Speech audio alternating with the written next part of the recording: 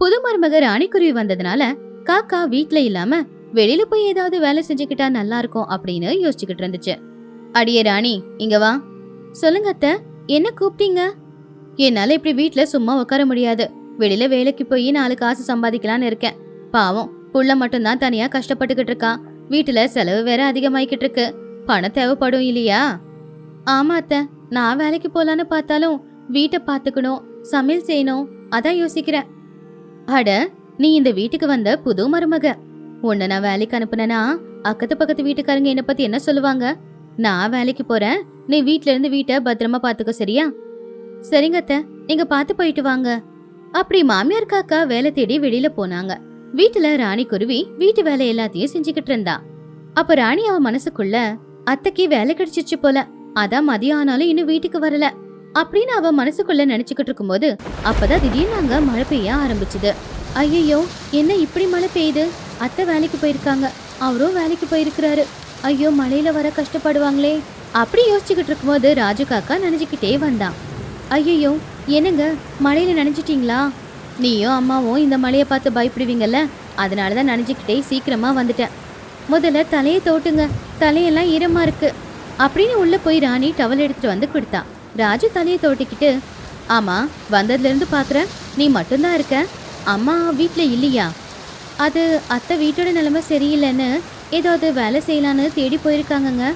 காலையில போனாங்க, இன்னும் வரலைங்க. அப்படியா? ஆனா வேலைக்கு போறேன்னு என்கிட்ட ஒரு வார்த்தை கூட சொல்லலையே. இல்லைங்க, திடீர்னு தான் கிளம்புனாங்க. மழையில எங்கேயாவது நின்றுட்டு இருப்பாங்க. அப்படி கூட இருக்கலாம். இப்ப என்ன பண்றது? நான் போய் பார்த்துட்டு வரவா? இந்த மழையில மறுபடியும் எதுக்கு வெளியில போறீங்க? மழை விட்டதும் அத்தை தானா வந்துருவாங்க, நீங்க கவலைப்படாதீங்க. எங்க அப்பா இருக்கிற வரைக்கும் அம்மாவுக்கு எந்த கஷ்டமும் கொடுக்காம பாத்துக்கிட்டாரு. ஆனா இப்ப இருக்கிற சூழ்நிலையில பாவம் எங்க அம்மாவை நான் ரொம்ப கஷ்டப்படுத்திக்கிட்டு இருக்கேன் அப்படின்னு அழ ஆரம்பிச்சான். என்னங்க இது, ஏன் இப்படி வருத்தப்படுறீங்க? நான் வேலைக்கு போறேன்னா அத்தை ஒத்துக்கல. கொஞ்ச நாளுக்கு அப்புறமா நான் வேலைக்கு போறேன். அப்ப நம்ம 2 பேரும் சேர்ந்து அத்தையை வீட்டுல வச்சு நல்லா பாத்துக்கலாம். இன்னும் கொஞ்ச நாள் தான் இந்த கஷ்டம் எல்லாம். அப்படி பேசிக்கிட்டு இருக்கும் போதே மாமியார் காக்கா வந்துச்சு. ஆமா, இவ்வளவு மழையில எப்படிமா வந்த? நான் வரலனா எனக்கு என்னாச்சு அப்படின்னு 2 பேரும் பயப்படுவீங்கல்ல, அதான் மழையிலேயே வந்துட்டேன். வேலைக்கு போறேன்னு என்கிட்ட ஒரு வார்த்தை கூட சொல்லலையேம்மா. இல்லடா, வீட்டுல சும்மா இருக்க பிடிக்கல. அது மட்டும் இல்லாம நம்ம வீட்டோட நிலைமையும் ஒன்றும் சரியில்லை இல்லையா, அதான் வேலை தேடி போனேன். சரிம்மா.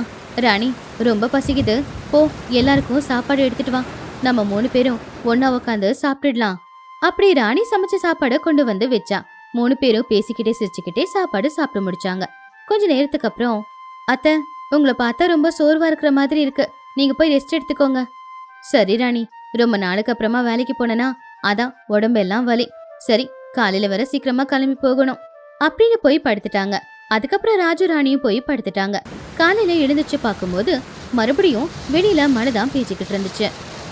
என்னடா இந்த மழை, நேத்து ஆரம்பிச்சது இன்னும் நிக்கவே இல்லை, வேற வழி இல்லை, நான் வேலைக்கு போய் தான் ஆகணும் அப்படின்னு மனசுக்குள்ள நினைச்சுக்கிட்டு மழை பெஞ்சுக்கிட்டு இருந்தாலும் வேலைக்கே கிளம்பிட்டாங்க. ஆனா ராஜு மழை அதிகமா இருக்கிறதுனால அன்னைக்கு வேலைக்கு போகல. என்னவோ ராணி, இந்த மழையில என்னால வேலைக்கு கூட போக முடியல. ஆனா அம்மா போயிட்டாங்க பாரு. ஆமாங்க, தடுக்கலானா நம்ம எந்திரிக்கிறதுக்கு முன்னாடியே போயிட்டாங்க. அது மழை காலங்கிறதுனால மழை பெஞ்சுக்கிட்டே இருந்துச்சு. அதனால பறவைங்களுக்கு வேலை இல்லாம எல்லாரும் வீட்டுல தான் இருந்தாங்க. ஆனா மாமியார் காக்கா மட்டும் தினமும் வேலைக்கு கிளம்பி போயிடும். அதனால ராணிக்கு அவங்க மேல சந்தேகம் வந்துச்சு. தினமும் அத்தை மட்டும் வேலைக்கு போயிடுறாங்க, ஊர்ல எங்கேயுமே எந்த வேலையும் இல்லையே, எல்லா பறவைங்களும் எப்படா வேலை கிடைக்கும் அப்படின்னு காத்துக்கிட்டு இருக்காங்க. ராஜுவும் வேலை இல்லாம வீட்டுல தான் இருக்கிறாரு. ஆனா அத்தை மட்டும் எப்படி வேலைக்கு போறாங்க? எனக்கு என்னமோ சந்தேகமா இருக்கே அப்படின்னு ராணி மனசுக்குள்ள யோசிச்சுக்கிட்டு இருந்தா. அப்ப ராணி, எப்படியும் அத்தை காலையிலே கிளம்பிடுறாங்கல்ல, நாளைக்கு காலையில நானும் கூடவே போய் பாத்துடுறேன் அப்படின்னு நினைச்சா. சாயந்தர நேரம் எப்பவும் போலவே மாமியார் காக்கா வீட்டுக்கு வந்துச்சு. ராணி, ரொம்ப பசிக்குது, சாப்பாடு போடுமா, சாப்பிட்டு படுத்து தூங்குற, காலையில வேலைக்கு வர கிளம்பணும். ராணி அவ மனசுக்குள்ள, வேலைக்கு போறாங்களோ வேற எங்கேயாவது போறாங்களோ, எனக்கு என்னவோ சந்தேகமா இருக்கு, பாக்குறேன், நாளைக்கு காலையில பின்னாடியே போய் என்ன நடக்குதுன்னு பாக்குறேன். ராணி, சாப்பாடு கொண்டு வானா என்ன பாத்துக்கிட்டு இருக்க? ஐயோ அத்தை, உட்காருங்க, நான் போய் எடுத்துட்டு வரேன். அப்படி ராணி சாப்பாடு கொண்டு வந்து கொடுத்தா. அதுக்கப்புறம் சாப்பிட்டு முடிச்சு எல்லாரும் படுத்து தூங்கிட்டாங்க. அடுத்த நாள் காலையில எப்பவும் போலவே மாமியார் காக்கா எழுந்திருச்சு வேலைக்கு போறதுக்காக தயாராகிக்கிட்டு இருந்துச்சு. அப்போ ராணியும் மாமியாருக்கு தெரியாம சீக்கிரமாவே எழுந்திருச்சா. ஆனா அது மாமியாருக்கு தெரியாது. கொஞ்ச நேரத்துல மாமியார் காக்கா வெளியில போச்சு. அத்தை கிளம்பிட்டாங்க. எப்படியே ராஜு இன்னும் எழுந்திருக்கவே இல்ல. இதுதான் சரியான நேரம். பின்னாடியே போய் இவங்க என்ன பண்றாங்கன்னு பாத்துட்டு வரேன். அப்படியே அந்த மலையில மாமியார் காக்கா பின்னாடியே ராணி காக்காவும் போய்கிட்டு இருந்தா. கொஞ்ச நேரத்துல மாமியார் காக்கா தேவா கழுகோட வீட்டுக்குள்ள போறத பார்த்தா. ஓஹோ, இதுதான் விஷயமா? வீட்டுல வேலைக்கு போறேன்னு சொல்லி இங்க வந்து இந்த தேவா கூட இருக்காங்களா? இந்த விஷயத்த முதல்ல ராஜு கிட்ட சொல்லணும் அப்படின்னு வீட்டுக்கு போய், ராஜு ராஜு இங்க வா, உன்கிட்ட ஒரு முக்கியமான விஷயம் சொல்லணும். என்ன ராணி, காலையில கொஞ்ச நேரம் படுக்க விட மாட்டியா அப்படின்னு ராஜு எழுந்துச்சு வந்தப்போ, உன்கிட்ட ஒரு முக்கியமான விஷயம் சொல்லணும். தினமும் அத்தை வேலைக்கு போறேன்னு சொல்லி அந்த தேவாவோட வீட்டுக்கு போய்கிட்டு இருக்காங்க. அங்க போய் என்ன பண்ண போறாங்க? மாமா உயிரோட இருக்கிற வரைக்கும் இந்த மாதிரி எல்லாம் பண்ண முடியாதுன்னு அவரு செத்ததுக்கு அப்புறம் இப்படி எல்லாம் பண்ணிக்கிட்டு இருக்காங்களா என்ன? சிச்சி, இது வெளில தெரிஞ்ச நம்ம குடும்பம் மன என்ன ஆகுறது?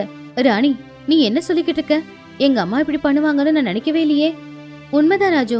வேணும்னா நாளைக்கு காலையில அத்தை பின்னாடி நம்ம 2 பேரும் போய் பார்க்கலாம். அப்ப உண்மை என்னன்னு உனக்கு தெரியும் அப்படின்னு சொன்னா ராணி. அன்னைக்கு நாளும் முடிஞ்சு போச்சு.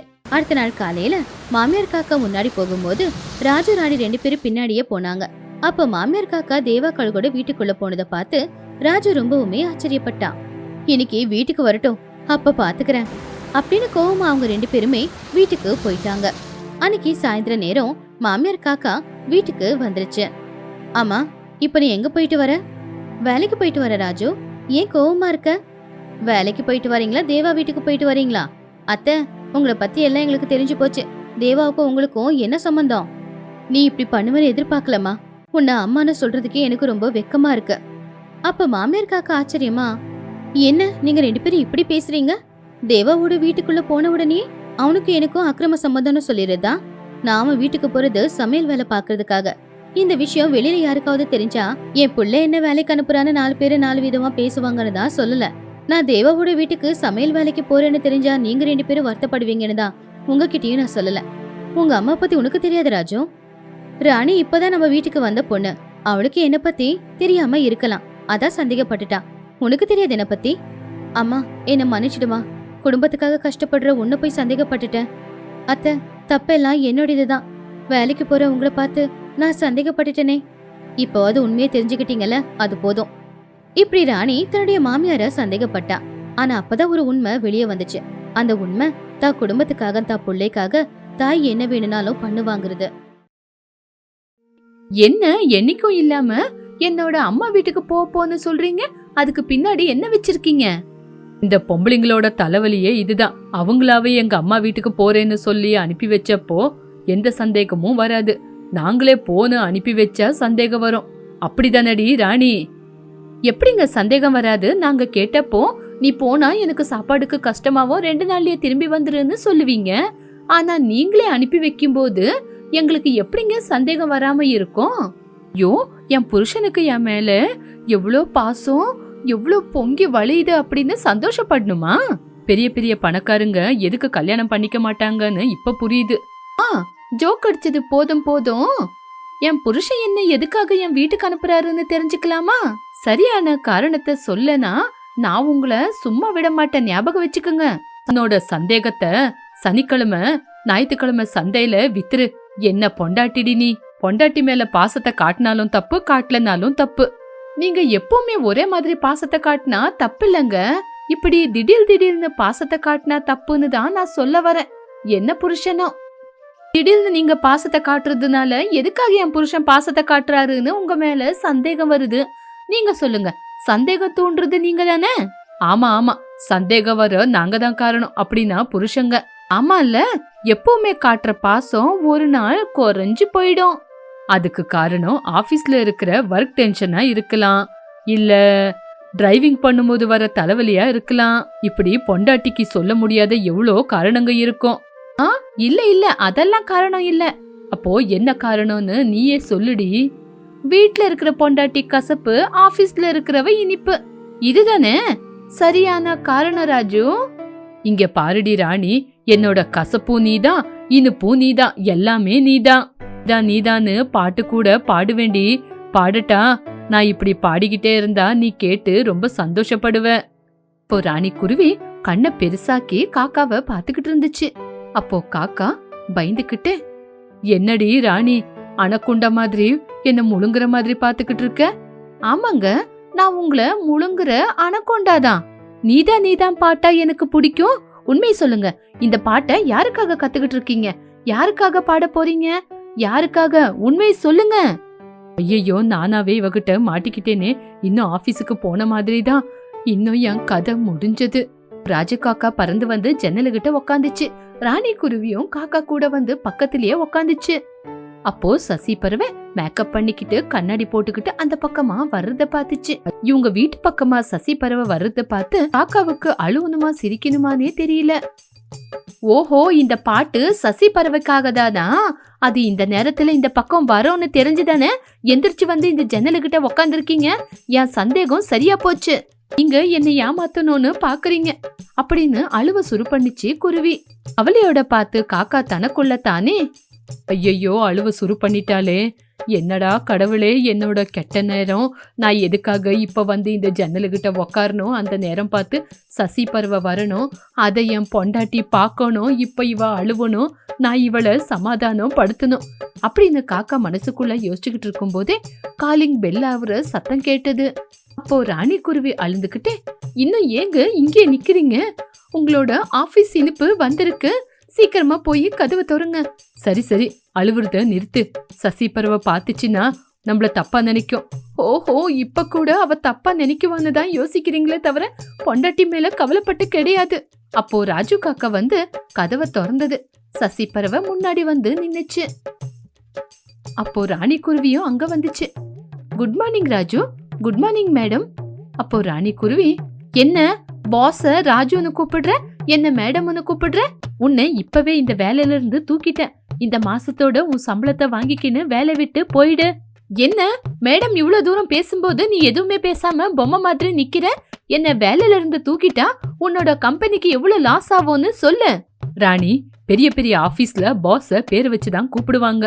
அது மட்டும் இல்ல, இது ஆபீஸ் இல்லல, நம்மளோட வீடு தானே. அதனாலதான் சசி என்ன பேர் வச்சு கூப்பிட்டுக்கிட்டு இருக்கான். இப்போ எதுக்காக சார்னு கூப்பிடணும்?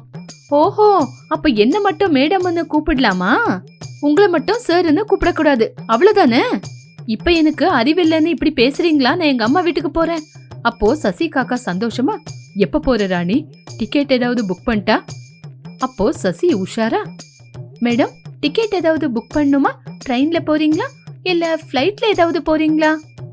குருவி கோவமா பாத்துச்சு. சரி சசி, நம்ம இப்பவே ஆபீஸுக்கு கிளம்பலாம் வா அப்படின்னு சொல்லி அவங்க 2 பேரும் ஆபீஸுக்கு போனாங்க.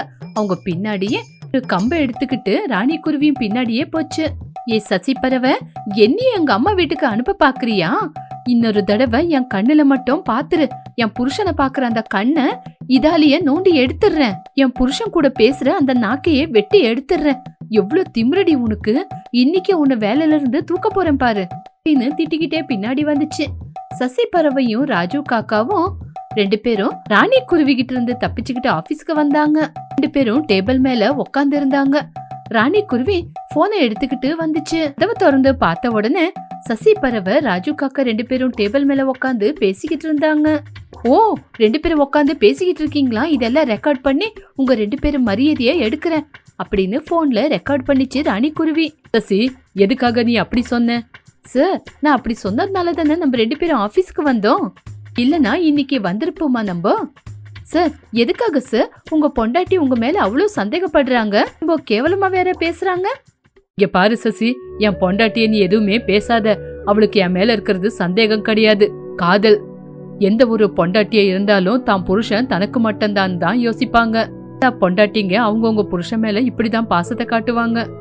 எனக்கு அப்படியே தோணல சார். புருஷன் பொண்டாட்டியோட காதல் இன்னொருத்தருக்கு தெரியணும்ன்ற அவசியம் இல்ல. புருஷனோட அன்பு பொண்டாட்டிக்கும், பொண்டாட்டியோட அன்பு புருஷனுக்கும் தெரிஞ்சா போதும். உன்ன மாதிரி ஆளுக்கெல்லாம் தெரியணும்னு இல்ல. ஒவ்வொரு பொண்டாட்டியும் தன்னோட அன்பை புருஷனுக்கு மட்டும்தான் கொடுக்கணும்னு, புருஷன்கிட்ட இருந்து தனக்கு மட்டும்தான் அன்பு வரணும்னு எதிர்பார்த்துக்கிட்டு இருப்பாங்க. இதை தவிர நீ யோசிக்கிற மாதிரி இல்ல சசி. கதவை திறந்து திருட்டுத்தனமா ரெக்கார்ட் பண்ணிக்கிட்டு இருக்கிற ராணி குருவி கண்ணுல இருந்து கண்ணீர் வந்துச்சு. கண்ணீரை விட்டுக்கிட்டு ரெக்கார்ட ஆஃப் பண்ணி தனக்குள்ள தானே, நான் என் புருஷனை தப்பா புரிஞ்சுக்கிட்டு இருக்கேன். புருஷன் உண்மையிலேயே ரொம்ப நல்லவரு. அவரு என்ன தவிர வேற எந்த பொண்ணையும் பார்க்க மாட்டாரு அப்படின்னு அங்கிருந்து பறந்து போயிடுச்சு. சார், உங்க பொண்டாட்டி போயிட்டாங்க போல. ஓஹோ, போயிட்டாளா? உங்க பொண்டாட்டி ஆபீஸ்க்கு வருவாங்கன்னு எப்படி அவ்வளவு தெளிவா சொன்னீங்க? குருவியா? குருவின்னு ஏன் சசி சொல்ற? குருவி மேடம்னு சொல்லணும். என் பொண்டாட்டிய அப்படி கேவலப்படுத்தி பேசினா நான் தாங்க மாட்டேன். அதுக்கப்புறம் என் பொண்டாட்டி பத்தி அப்படியெல்லாம் பேசக்கூடாது. I'm sorry sir. இதுக்கப்புறம் என்னைக்கும் அப்படி பேச மாட்டேன் சார். இனிமே என்னைக்கும் அப்படி சொல்ல மாட்டேன் சார். உங்களுக்கு பொம்பளைங்கன்னா ரொம்ப கௌரவம்னு எனக்கு தெரியும் சார். நீங்க ரொம்ப நல்லவரு. அதனாலதான் நீங்க என் மனசுக்குள்ள இருக்கீங்க. எப்பவுமே என் கனவுல வரீங்க. பாரு சசி, பிஸ்கெட் எல்லாம் போட்டது போதும், போய் வேலை செய். இன்னைக்கு கிளைண்ட் வர போறாங்க சார்.